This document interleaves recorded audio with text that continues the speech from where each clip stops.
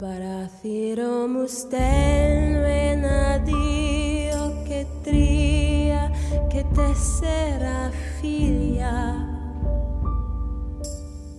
που φτάνουν στο λιμάνι 1 και 2 και 3 και 4 πουλιά.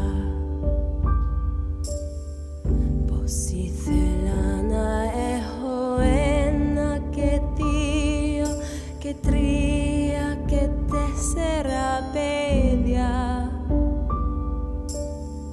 που σαν θα μεγαλώσουν όλα να γίνουν λεβέντες και χαρτοπύρια.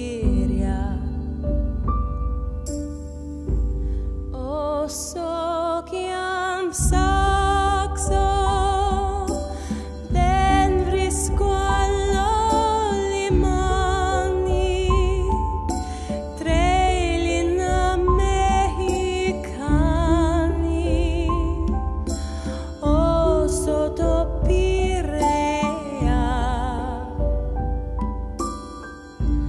που όταν נחשבים לטמבלים, והתעסקנו רק בדברים החשובים. מאז עברו קצת שנים, אני מאוד אוהב היסטוריה וספרות, אבל מה זה הצד החזק שלי זה לא.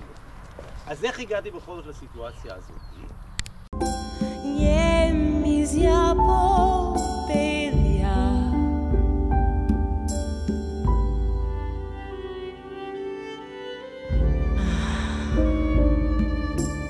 από την πόρτα μου σ'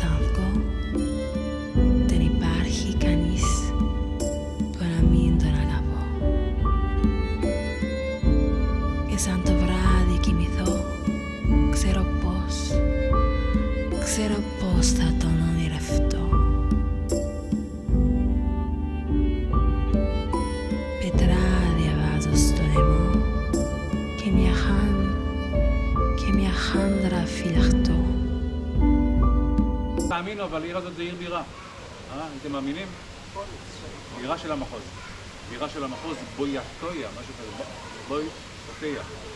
היא פחות או יותר 200 מטר מעל פני הים.